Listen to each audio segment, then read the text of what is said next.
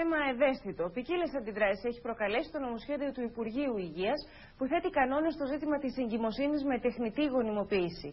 Ο Λεωνίδας Καλλιδόνης θα μας δώσει περισσότερες πτυχές για το θέμα αυτό, αλλά και τις αντιδράσεις που έχουν προκύψει. Γεια σας. Καλό μεσημέρι. Αν υπάρχει πρόβλημα ήχου, θα προσπαθήσω να γίνει συνεννόηση. Δίπλα μου έχω την κυρία Πέρσα Τζεφεράκου, είναι πρόεδρος του Συλλόγου Magna Mater υπογόνιμων γυναικών, η οποία είναι 48 ετών και έπειτα από 20 χρόνια προσπαθειών κατάφερε μόλις πριν 3 μήνες να φέρει στον κόσμο διδυμάκια.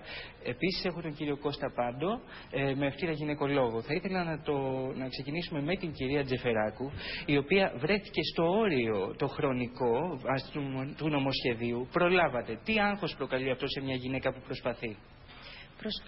Προκαλεί αρκετό άγχος. Πιστεύω ότι θα πρέπει να είναι λίγο πιο ελαστικός ο νόμος σε αυτά τα θέματα, γιατί όταν μια γυναίκα έχει κάνει αγώνα ζωής για 20 ολόκληρα χρόνια, πιστεύω ότι θα πρέπει να είναι πιο ελαστική. Δηλαδή, αν είναι η γυναίκα έχει περάσει τα 40-42 της χρόνια, δεν θα έχει δικαίωμα να αποκτήσει ένα παιδί. Λεωνίδα, να καλησπερίσουμε και εμείς τους δύο καλεσμένους που έχεις δίπλα σου. Βεβαίως. Να υπενθυμίσουμε τι ακριβώς αναφέρει το νομοσχέδιο του Υπουργείου Υγείας. Το νομοσχέδιο προβλέπει ότι μπορεί μια γυναίκα να υποβάλλεται στη τεχνική υποβοηθούμενης αναπαραγωγής μέχρι τη φυσική ηλικία απόκτησης παιδιού, δηλαδή μέχρι την εμεινόπαυση, εκεί γύρω στα 50. Και θέλω εγώ να ρωτήσω την κυρία Τζεφεράκου, πριν πάμε στον κύριο Πάντο, μια κυρία μεγάλης ηλικίας, ηθικά μπορεί να μεγαλώσει, είναι σωστό να μεγαλώνει ένα παιδί που θα μπορούσε να είναι το εγγόνι της?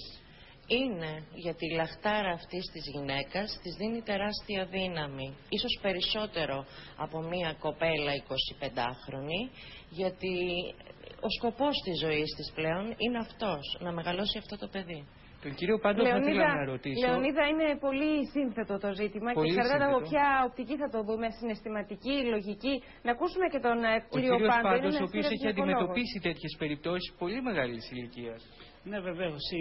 Έχουμε τη δυνατότητα, την επιστημονική δυνατότητα να βοηθήσουμε οι γυναίκες και μεγάλης ηλικίας να μείνουν έγκυες. Βέβαια, πάντα υπήρχε το όριο ηλικίας, το οποίο πρέπει να τεθεί, και το Υπουργείο, πιστεύω, σωστά κάνει, η πολιτεία, και θέτει όριο ηλικίας, διότι υπάρχει κίνδυνος και για την υγεία των γυναικών των 55 ή 60 που κάνουν εξωσωματική, και υπάρχουν βέβαια και τα διάφορα ηθικά διλήμματα. Ναι, βέβαια, υπάρχει και ο αντίλογος ότι μια γυναίκα που είναι 52 χρονών και προσπαθεί 20 χρόνια να μείνει έγκυος, να έχει χάσει πλέον το τρένο ή να σταματά τις προσπάθειές της, αλλά κάπου πρέπει να τεθεί ένα όριο ηλικίας. Θα ήθελα, Μαρία, καταλήγοντας, γιατί δεν έχουμε πολύ χρόνο, με ένα ευχάριστο ότι τουλάχιστον οι εξωσωματικές εφ' εξής θα καλύπτονται από τα ταμεία. Και αυτό ενδιαφέρει αυτό πολύ. Αυτό είναι πολύ ευχάριστο και ενδιαφέρει πάρα πολύ κόσμο. Πάντως, σε γενικές γραμμές, Λεωνίδα, μπορούμε να πούμε ότι το νομοσχέδιο αυτό προσπαθεί να προλάβει τους κινδύνους που εγκυμονούν για τις γυναίκες μεγαλύτερης ηλικίας. Βέβαια, κάποιες μένουν δυσαρεστημένες γιατί μένουν με το όνειρο της απόκτησης ενός παιδιού. Να σας ευχαριστήσουμε πολύ. Υιοθεσίας θα προσθέσω εγώ. Ναι, να την έχουμε και αυτήν υπόψη. Να σας ευχαριστήσουμε πολύ και εσένα αλλά και τους καλεσμένους που είχες κοντά σου. 300.000 ζευγάρια στην Ελλάδα αντιμετωπίζουν προβλήματα υπογονιμότητας. Με το νέο νομοσχέδιο, το κόστος της εξωσωματικής, που είναι δυσβάσταχτο για ορισμένα ζευγάρια, θα καλύπτεται από τα ταμεία. Απόψε μιλούν στον Αντένα γυναίκες που έκαναν εξωσωματική και περιγράφουν τις εμπειρίες τους. Εδώ, Δημητράκη, Παναγιά, τι είναι. Παναγιά, τι είναι. 2 αγγελούδια, 2 ψυχούλες που δεν τις αλλάζω με τίποτα. Είναι η ψυχή μας, είναι η ζωντάνια μας, είναι το κάτι άλλο μέσα στο σπίτι μας. Γιατί είναι 2 αγγελούδια και μπαίνουν και φωνάζουν μαμά, μπαμπά. Και αυτό σου γεμίζει την ψυχή που μου έλειπε 34 χρόνια.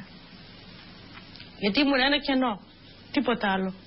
Η κυρία Σοφία Κουτράκη από τη Θήβα ένιωσε τη μητρότητα στα 54 της χρόνια. Η ζωή της, λέει, πως έπαψε να είναι άδεια έπειτα από 34 χρόνια προσπαθειών. Δεν μπορούσα να πάω πουθενά. Ούτε σε βαφτίσα, ούτε πουθενά με καλούσανε. Γιατί η ψυχή μου πληγωνότανε. Και έλεγα εγώ γιατί να μην έχω κι εγώ στην αγκαλιά μου ένα όμορφο παιδάκι. Και αυτό με στεναχωρούσε πάρα πολύ. Μέχρι που απέκτησα και εγώ τα δικά μου και γέμισε η ψυχή μου. Η κυρία Πέρσα Τζεφεράκου πριν 3 μήνες έφερε στον κόσμο 2 αγοράκια. Αγωνιζόταν επί 20 χρόνια για το παιδικό γέλιο που θα την δικαίωνε. Τώρα πλέον έχω δικαιωθεί. Δικαιωθεί για τον αγώνα ζωής. Για ήταν αγώνα ζωής.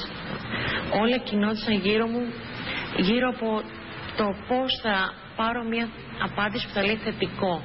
Είμαι έγκυος. Η κυρία Αγγελική Γεωργακοπούλου από την Αργολίδα, έπειτα από 30 χρόνια γάμου, πήγε στο γυναικολόγο για μια επίσκεψη ρουτίνας. Της είπε να κάνει παιδί και εκείνη γέλασε. Ήταν ήδη 52 ετών. Έμεινα έγκυος με την πρώτη εξωσωματική που έκανα. Είχα δίδυμα, μου παλινδρόμησε το ένα, έμεινε το ένα. Πήγα πάρα πολύ καλά. Η προοπτική της κάλυψης των εξόδων της εξωσωματικής από τα ασφαλιστικά ταμεία δίνει ελπίδες σε πολλά από τα υπογόνιμα ζευγάρια που αδυνατούσαν να ανταποκριθούν στο δυσβάστακτο κόστος. Τα άπορα ζευγάρια που επιθυμούν να αποκτήσουν παιδί βρίσκουν μέχρι σήμερα στήριξη στο Σωματείο Γονιμότητας Magna Mater. Μην φτάσουμε στο σημείο το παιδί να γίνει προνόμιο πλουσίου. Ό,τι μπορεί το σωματείο να βοηθήσει αυτά τα ζευγάρια το κάνει. Το τηλέφωνο του σωματείου μας 210 9011 706. Με το νέο νομοσχέδιο μπαίνουν όρια. Μια γυναίκα μπορεί να προσπαθεί μέχρι την αναπαραγωγική της ηλικία και στο εξής θα μπορούν να εμφυτεύονται από 2 έως 4 γονιμοποιημένα οάρια και όχι περισσότερα. Ο νόμος αυτός αυτή τη στιγμή προβλέπει ένα ανώτερο όριο ηλικίας περίπου στα 50. Μπορεί η άλλη να γερνάει από τα 40, άλλη να γερνάει από τα 50, άλλη να γερνάει από τα 60. Το νομοσχέδιο είναι πολύ καλό. Είναι πολύ προοδευτικό. Η έμβριο μεταφορά των 2 εμβρίων μέχρι την ηλικία των 37. Ίσως αυτό το ανώτατο όριο θα πρέπει να κατέβει στην ηλικία των 35-34 ετών. Ο Θεός δεν το απαγόρευσε. Στη Σάρα που ήταν 60 χρονών ένα παιδάκι. Γιατί εδώ τώρα να το απαγορεύσει ο νόμος? Και το μεγάλο θέμα για τη γυναίκα είναι η μητρότητα. Εμείς στεκόμαστε σε αυτό. Και Μαρία. Και τα όρια της εξωσωματικής γονιμοποίησης, μέχρι ποια ηλικία και υπό ποιες προϋποθέσεις θα μπορούν οι γυναίκες να κάνουν εξωσωματική όχι σαν τη γιαγιά που τη βάλανε 77 ετών στην Πάτρα να κάνει εξωσωματική γονιμοποίηση και να πάρει και ορμόνες. Πάμε στο βίντεο, γιατί η γυναίκα, όπως έχουμε πει, είναι η κολόνα του σπιτιού. Στα 48 της χρόνια η Γεωργία Κατραλή θα προλάβει μόλις να αποκτήσει ένα μωρό πριν το νέο νομοσχέδιο για την εξωσωματική γονιμοποίηση θέσει ως επιτρεπόμενο όριο τεκνοποίησης στις γυναίκες την εμεινόπαυση. Μετά τη γέννηση του παιδιού σας θα επιχειρήσετε? Βεβαίως. Κι άλλο παιδί? Δεν το συζητάμε. Πόσα θέλετε? Πόσα? Θα συνεχίσετε τις προσπάθειες? Ναι. Μετά από κανένα πεντάμινο θα ξαναπάω πάνω στο ιατρείο. Η Πέρσα Τζαφεράτου με το σύζυγό της προσπαθούσαν 20 ολόκληρα χρόνια να κάνουν παιδί και τελικά τα κατάφεραν λίγο πριν η γυναίκα συμπληρώσει τα 48 της χρόνια.